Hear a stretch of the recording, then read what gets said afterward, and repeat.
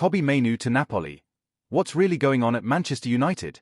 Welcome back to United Daily Updates, your trusted source for everything Manchester United. If you're watching this on our YouTube channel, make sure you hit that subscribe button and turn on notifications because we bring you the most reliable and up-to-date news about our beloved club. Today, we're diving deep into one of the biggest stories shaking up Old Trafford right now, and trust me, you don't want to miss any detail of this. Introduction. A story that has everyone talking. Imagine waking up one morning and seeing headlines claiming that one of Manchester United's brightest young talents is 99% done with a move away from the club. Not just any talent, but Kobbie Mainoo, the midfielder who many thought would be wearing the red shirt for the next decade. That's exactly what happened recently when Italian sources dropped a bomb claiming Mainoo's transfer to Napoli is almost complete. For Manchester United fans, this news hit like a truck. How did we get here? How did a player who was being protected by Sir Jim Ratcliffe himself just months ago suddenly find himself on the verge of leaving? And more importantly, is this claim even true? In this blog post, we're going to break down everything you need to know about the Kobbie Mainoo situation. We'll look at how his stock has fallen this season, why Ruben Amorim doesn't seem to rate him, what the Italian media is saying, and what Manchester United sources are revealing behind the scenes. By the end of this, you'll have the complete picture of what's really happening with one of United's most talented academy products. So grab a cup of tea, get comfortable, and let's dive into this story that has the entire Manchester United community on edge. Who is Kobbie Mainoo and why does he matter?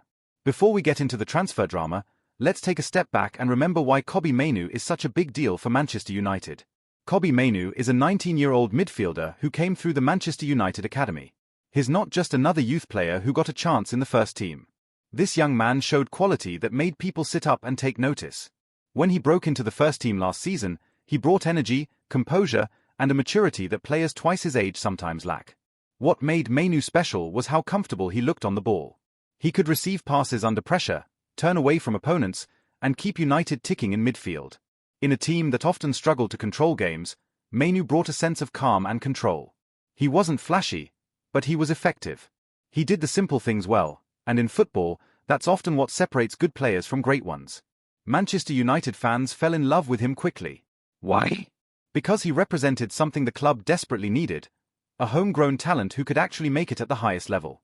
The academy hasn't produced many first-team regulars in recent years, so when someone like Mainoo comes along, fans naturally get excited. Paul Scholes, a Manchester United legend who knows a thing or two about midfield play, said earlier this year that Mainoo is United's brightest spark. He called him the leading man who could be at the club for the next 5 to 10 years. That's high praise coming from someone of Scholes' stature. The club hierarchy also rated him highly. When there was interest in Mainoo during the summer transfer window, Sir Jim Ratcliffe himself stepped in to stop any potential move. That tells you everything about how valuable the club considered him just a few months ago. So how did we go from that point to where we are now, with serious talk of him leaving the club? That's the question on every United fan's mind. The Ruben Amorim factor. What changed? To understand Mainoo's current situation, we need to talk about Ruben Amorim. The Portuguese manager arrived at Manchester United with a big reputation. He did great things at Sporting CP, playing attractive football and developing young players. United fans were excited about what he could bring to Old Trafford. But here's the thing about new managers. They always have their own ideas about players. Sometimes a player who was important under the previous manager suddenly finds himself out of favour under a new one. That's exactly what seems to have happened with Kobbie Mainoo. From the moment Amorim took charge, it became clear that Mainoo wasn't in his plans. And we're not talking about gradually phasing him out or rotating him. We're talking about complete exclusion from the starting lineup except in cases of emergency. This has puzzled many people connected to Manchester United. How can a player who was considered untouchable just months ago suddenly be frozen out? What does Amorim see, or not see, in Mainoo that makes him unwilling to use him? Some fans and pundits have tried to understand Amorim's thinking. Maybe Mainoo doesn't fit the tactical system Amorim wants to play. Maybe the manager sees weaknesses in his game that others don't. Or maybe, and this is what some people fear, Amorim simply made up his mind about Mainoo early and isn't willing to reconsider. The treatment of Mainoo has become one of the most debated topics among Manchester United supporters. Online forums, social media, and fan channels are full of discussions about whether Amorim is making the right call. Many fans are scratching their heads because they can't understand why a talented young midfielder is being left out while other players who haven't performed well continue to get chances. One comment from a fan perfectly captures the frustration. Why must Mainoo be held hostage? Amorim's ego is so big that he sees himself as making perfect decisions at the moment. How can you isolate a player of Mainoo's caliber but bad signings are given playing time? Amorim defies sound logic all the time. That's a strong statement, but it reflects how many United fans feel. They see a young, talented player being wasted on the bench while the team struggles. It doesn't make sense to them, and frankly, it's hard to disagree. The bigger picture. Why this matters for Mainoo's career. Now, you might think, okay, so Mainoo isn't playing much right now. Can't he just wait for his chance? Can't he be patient and prove himself in training? In normal circumstances, that might be good advice. But 2025 is not a normal year for footballers. This is a World Cup year, and for young players trying to establish themselves on the international stage, playing time is absolutely crucial. If you're Kobbie Mainoo, you're looking at your situation and doing some calculations. England has a World Cup to prepare for. National team coaches don't pick players who sit on the bench week after week. They pick players who are playing regularly, showing form, and proving they deserve a spot in the squad. Mainoo has already had a taste of international football. He knows what it's like to represent his country. But if he spends the next few months watching games from the Manchester United bench, his chances of making England's World Cup squad start to disappear. This is where the situation becomes really serious. It's not just about Manchester United anymore. It's about Mainoo's entire career trajectory. At 19 years old, he should be playing, developing, and improving. Instead, he's stuck in a situation where he can't get minutes no matter what he does in training. So what are his options? He can stay at United and hope that Amorim changes his mind. But based on what we've seen so far, that seems unlikely. Or he can look for a move, either on loan or permanently, to a club where he'll actually play. It's a tough decision for any young player. Manchester United is one of the biggest clubs in the world. Leaving, even temporarily, is a huge call. But sometimes staying and not playing is worse than leaving and developing your game elsewhere. This is the dilemma facing Kobbie Mainoo right now. And it's a dilemma that has attracted interest from other clubs who see an opportunity. Enter Napoli. Why Italian clubs love ex-United players. When you hear that Napoli is interested in a Manchester United player, it shouldn't come as a surprise. The Italian club has become something of a home away from home for players leaving Old Trafford recently. Let's look at the evidence. Scott McTominay moved to Napoli and has been absolutely brilliant. The Scottish midfielder, who was often criticised at United for not being good enough, has thrived in Italy. He's playing regularly, scoring goals, and showing the kind of form that makes United fans wonder if they made a mistake letting him go. More recently, Rasmus Højlund followed McTominay's path to Napoli. The young Danish striker, who struggled to find consistency at United, also made the move to Serie A. He's playing under Antonio Conte, one of the best managers in world football, and getting the kind of development and game time he needs. So when reports emerged that Napoli is interested in Kobbie Mainoo, it made sense. The club has shown they know how to get the best out of players who weren't quite working at Manchester United. They have a top manager in Conte, they play good football, and they can offer regular playing time. For Mainoo, Napoli represents a really attractive option. He would be playing in one of Europe's top leagues. He would be working under a manager with a proven track record of developing players. He would be getting the minutes he desperately needs. And he would be joining former teammates who can help him settle in. But the big question is, does Mainoo actually want to leave Manchester United? And more importantly, is the club willing to let him go? The Italian bombshell, 99% done? This brings us to the claim that sent shockwaves through the Manchester United community. On an Italian TV show called Fischio Finale, a transfer insider named Luca Sercione made a stunning statement. He said that Kobbie Mainoo to Napoli is 99% done. Let that sink in for a moment. Not 50%. Not likely. But 99% done. That's basically saying the deal is complete except for the final signatures. Sercione explained how he got this information. He said he received a phone call from a friend of Cristian Stellini. Now, if you don't know who Stellini is, he's Antonio Conte's assistant coach at Napoli. He's Conte's right-hand man, someone who would definitely be in the loop about potential transfers. According to Sercione, this friend told him that there had been significant acceleration in the Mainoo deal. The source was talking about percentages close to 99%, suggesting the transfer is almost over the line. Now, Sercione was careful to say that Stellini himself wasn't the direct source. It was a friend of Stellini who passed on this information. But still, the connection to Napoli's coaching staff gave the claim some weight. When this news broke, Manchester United fans went into meltdown. Social media exploded with reactions. Some fans were angry at the thought of losing Mainoo. Others were sad that a talented academy product might be leaving. And some were just confused about how a deal could be so advanced without more concrete reports from reliable English sources. The timing of this claim was interesting too. It came at a moment when Mainoo's situation at United was already a hot topic. Fans were already questioning why he wasn't playing. The Italian report just poured fuel on an already burning fire. But here's where things get interesting. While Italian sources were claiming the deal is basically done, what were English sources saying? What were people close to Manchester United revealing about the real state of negotiations? Manchester United sources respond: the reality check. When claims as bold as 99% done start circulating, clubs usually respond, especially if those claims aren't accurate. In this case, sources close to Manchester United felt the need to set the record straight. According to TeamTalk, who spoke to Manchester United sources, the Italian claims are jumping the gun. That's a polite way of saying they're getting way ahead of themselves. Yes, United sources confirmed that Napoli has made contact about Kobbie Mainoo. That part is true. There has been communication between the clubs. Napoli has expressed interest. But that's a very different thing from saying a deal is 99% done. The sources made it clear that negotiations are nowhere near as advanced as the Italian media is suggesting. There's been contact, there's been interest, but there hasn't been the kind of detailed discussions about transfer fees, personal terms, and contract details that would justify saying a deal is almost complete.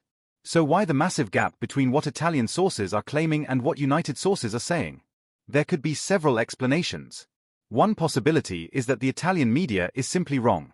Maybe they've taken some basic interest from Napoli and blown it out of proportion.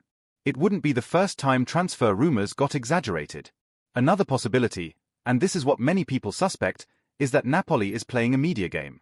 By leaking stories to Italian journalists about a deal being almost done, they put pressure on Manchester United. They create a narrative that Mainoo is on his way out, which might make it harder for United to keep him or negotiate with other clubs. This is actually a common tactic in football transfers. Clubs use friendly journalists to plant stories that serve their interests. If Napoli wants to sign Mainoo, making it seem like the deal is inevitable might discourage other clubs from competing. It might also put pressure on United to accept a lower fee rather than risk looking like they blocked a move a player wanted. The Manchester United sources who spoke to TeamTalk seem to believe this is exactly what's happening. They see the Italian claims as an attempt to control the narrative and put Napoli in pole position for Mainoo. But just because the deal isn't 99% done doesn't mean nothing is happening. The fact that Napoli has made contact shows they're serious about signing Mainoo. And if Mainoo's situation at United doesn't improve, the interest from Napoli could quickly turn into something more concrete. What does Mainoo want? In all of this discussion about clubs, managers, and transfer negotiations, it's easy to forget the most important person in this story, Kobbie Mainoo himself. What does he actually want? The article mentions that it's an open secret Mainoo is not happy at Old Trafford. That makes sense when you think about it. He's a young player who should be playing regularly, but he's stuck on the bench watching others play instead. No player is happy in that situation, especially someone as ambitious as Mainoo clearly is. But being unhappy and wanting to leave are two different things. Manchester United is the club that developed him. It's the club he supported as a kid. It's one of the biggest clubs in the world. Leaving, even when you're not playing, is a huge decision. We don't have quotes from Mainoo himself about what he wants to do. Players and their agents are usually smart enough to keep quiet during situations like this. Public comments can complicate things and burn bridges. So Mainoo has stayed silent, at least publicly. But we can make some educated guesses about what he's thinking. He's 19 years old with a World Cup coming up. He needs to be playing. If Ruben Amorim won't give him chances at United, then logically he needs to look elsewhere, at least for the short term. A loan move would make a lot of sense from Mainoo's perspective. He could go to Napoli or another club, play regularly for 6 months or a season, develop his game, and then return to United. That way he doesn't burn his bridges with his boyhood club, but he also doesn't waste crucial years of his development sitting on the bench. The question is whether Manchester United would be open to a loan. Sometimes clubs prefer to sell rather than loan, especially if they don't see the player featuring in their long-term plans. And if Amorim really doesn't rate Mainoo, United might prefer a permanent sale that brings in transfer funds they can use to sign players the manager actually wants. This is where Mainoo's decision becomes really difficult. If United only offers a permanent sale and not a loan, does he take it? Does he give up on his Manchester United dream to ensure his career keeps moving forward? These are the kinds of questions Mainoo and his representatives are probably wrestling with right now. There are no easy answers.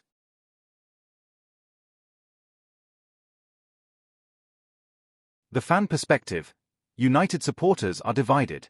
If you spend any time on Manchester United fan forums or social media, you'll see that supporters are deeply divided about the Mainoo situation. One camp believes Mainoo should stay and fight for his place. These fans argue that Manchester United is the biggest stage, and if Mainoo is good enough, he'll eventually force his way into Amorim's plans. They worry that if he leaves, even on loan, he might never come back. They've seen too many academy players leave and succeed elsewhere, making United look foolish. These fans also tend to be critical of Amorim's handling of Mainoo.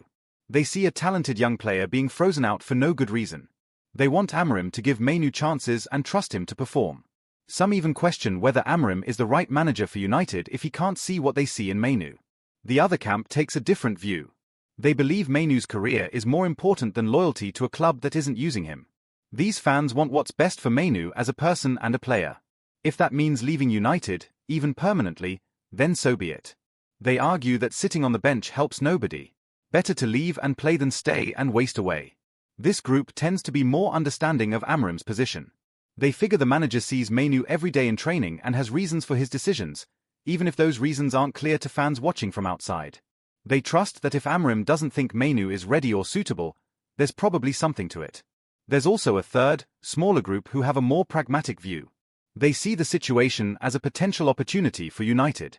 If Napoli or another club is willing to pay good money for Mainoo, maybe United should sell and reinvest that money in players who better fit Amorim's system.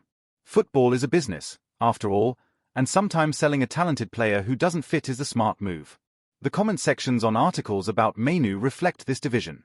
You have people saying things like, "I would rather have Kobbie remaining at United," while others say Robbie will stay and Ruben packs his bags, suggesting they'd rather keep Mainoo and sack Amorim.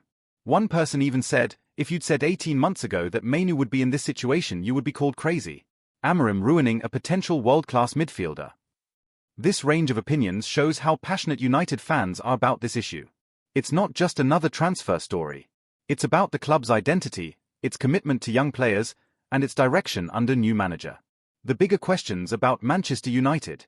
The Kobbie Mainoo situation raises some uncomfortable questions about Manchester United as a club. These questions go beyond just one player or one manager.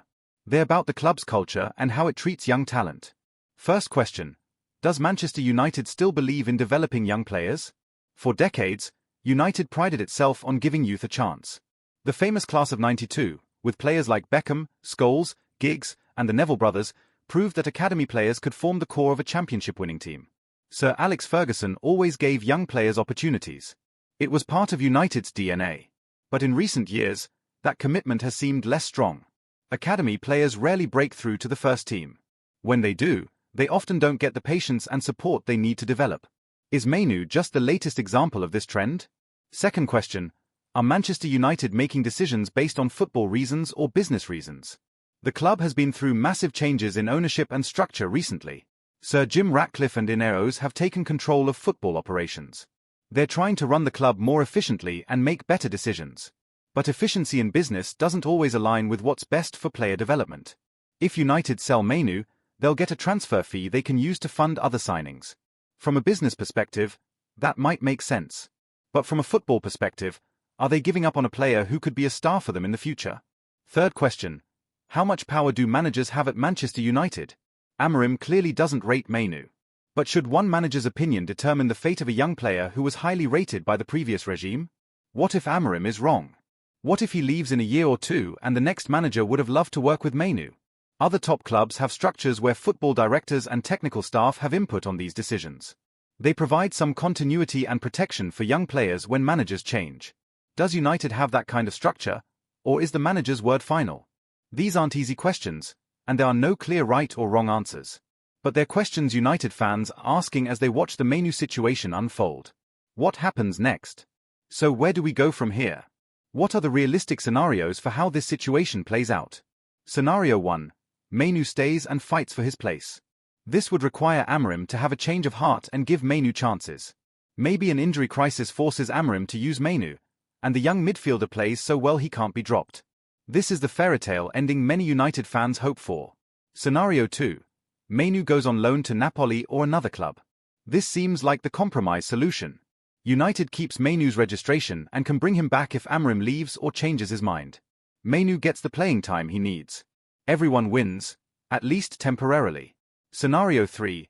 Mainoo moves permanently to Napoli or another club. This would be the most painful outcome for United fans who love seeing academy products succeed. But it might be the right move for Mainoo's career.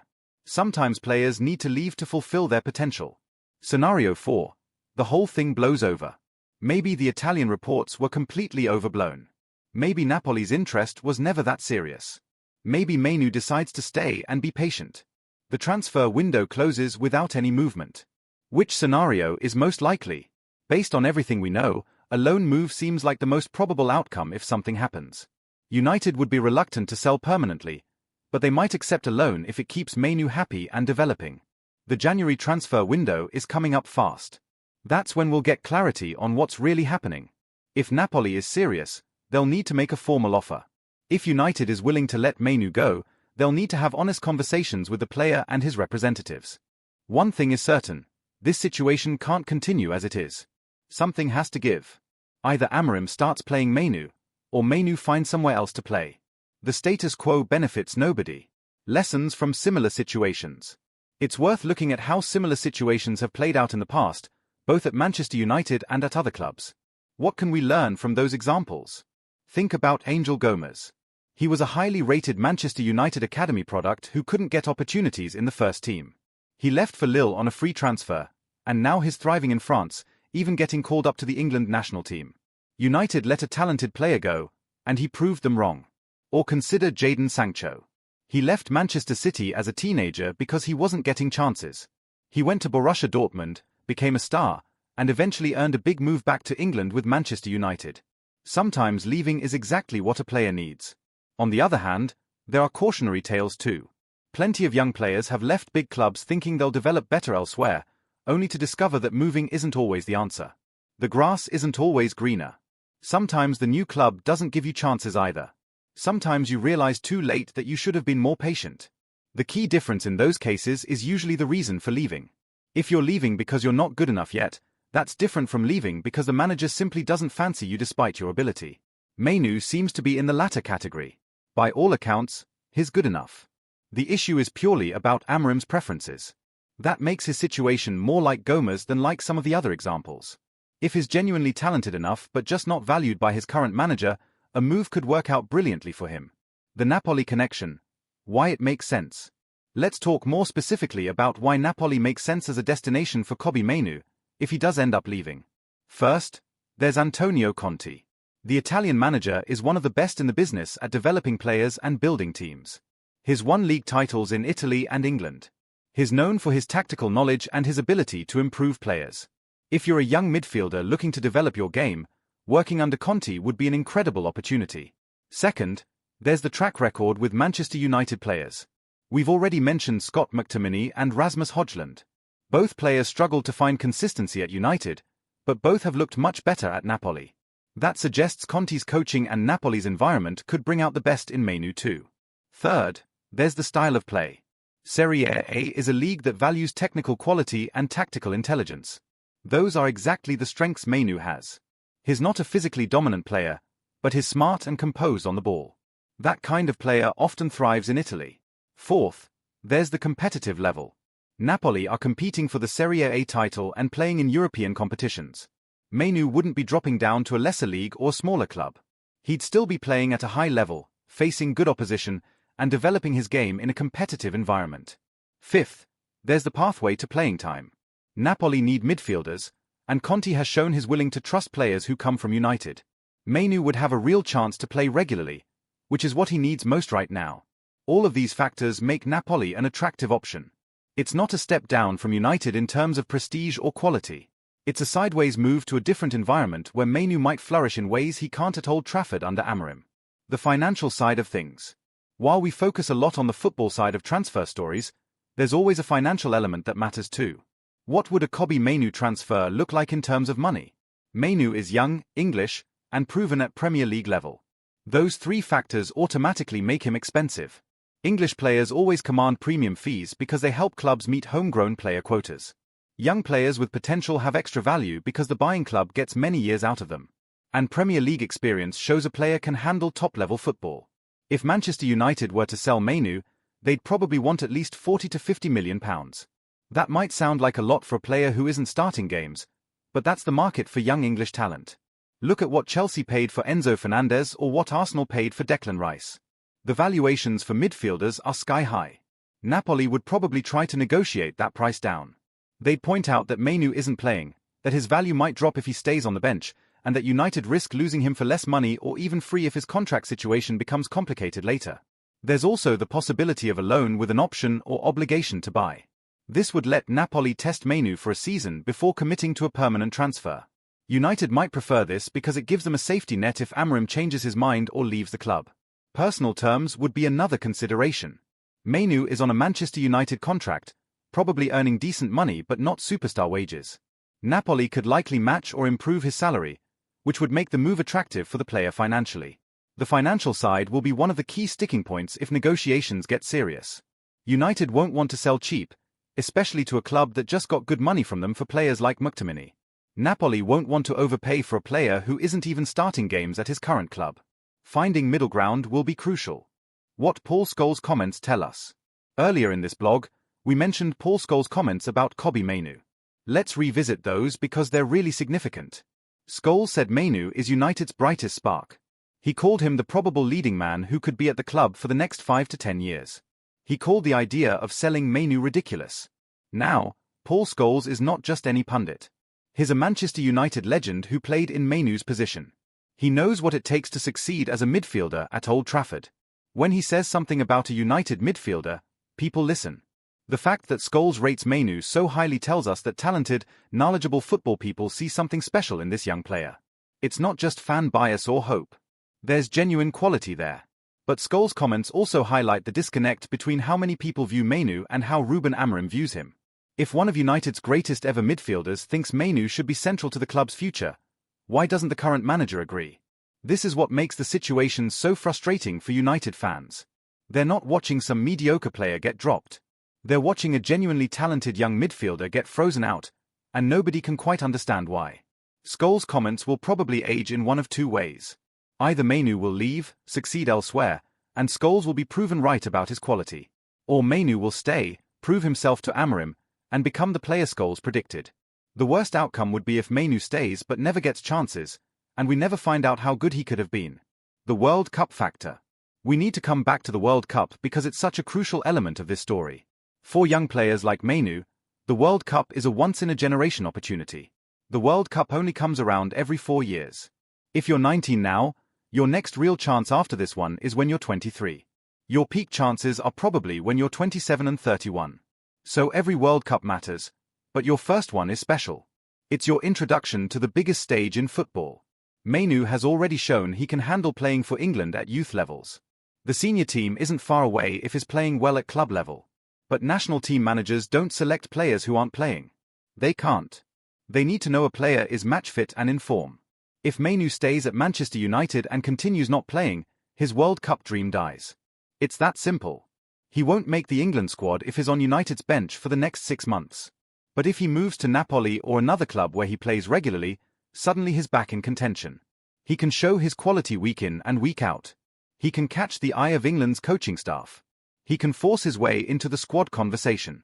This is why the Mainoo situation is so urgent. It's not just about his long-term career. It's about a specific, time-sensitive opportunity that won't come around again for years. As a 19-year-old, Mainoo is at a crucial point in his development. The decisions he makes in the next few months will shape his entire career. Does he prioritize the Manchester United badge and hope Amorim changes his mind? Or does he prioritize his own development and World Cup ambitions by moving somewhere he'll play? It's an impossible choice in some ways. But it's a choice he may have to make soon. The media game and transfer negotiations. Let's talk about how modern football transfers work, because it helps explain some of the conflicting reports we're seeing. Transfer negotiations are rarely straightforward. They involve multiple parties: the buying club, the selling club, the player, the player's agent, and sometimes intermediaries. Each party has its own goals and tactics. One common tactic is using media to create pressure or control the narrative. If Napoli wants to sign Mainoo, having Italian journalists report that the deal is almost done serves several purposes. It makes other clubs think twice about competing for the player. It makes Manchester United feel like they might lose the player anyway, so they might as well accept Napoli's offer. And it makes the player think his future lies in Italy. Manchester United can respond by briefing their own trusted journalists. When English sources say the Italian reports are jumping the gun, that's United pushing back. They're saying, don't believe the hype, we're still in control, the deal isn't as advanced as you've heard. This back and forth happens in almost every big transfer. Both sides use friendly media to try to gain an advantage. The truth is usually somewhere in the middle. The deal probably isn't 99% done as the Italian sources claim. But it's probably more advanced than United publicly admits. As fans, we have to read between the lines. When we see conflicting reports, we have to consider the sources and their motivations. Italian sources might exaggerate to help Napoli. English sources might downplay to help United. The reality is probably that there's serious interest, there have been conversations, but a lot still needs to happen before any deal is complete. The January transfer window will reveal who's telling the truth. Actions speak louder than briefings to journalists. If Mainoo ends up at Napoli, the Italian sources were closer to the truth. If he stays at United, the English sources were right to call the reports premature. Alternative scenarios: what if it's not Napoli? While Napoli has dominated the headlines, it's worth considering that they might not be the only club interested in Kobbie Mainoo. If Mainoo is genuinely available, either on loan or permanently, plenty of clubs would be interested. He's exactly the kind of player that mid-table Premier League clubs love. Young, English, proven quality, and potentially available at a reasonable price if United want him gone. Clubs like West Ham, Aston Villa, or Newcastle might see Mainoo as a perfect addition to their midfield. They could offer him regular playing time in the Premier League, which would be ideal for his England ambitions. He wouldn't have to adapt to a new country or language. And he'd still be visible to fans and scouts in the English football environment. There might also be interest from other top European clubs. Teams in Spain, Germany, or France might see Mainoo as a player they could develop and potentially sell on for profit later. Young English midfielders are hot property in the European transfer market. The question is whether Mainoo would prefer to stay in England or try something new abroad.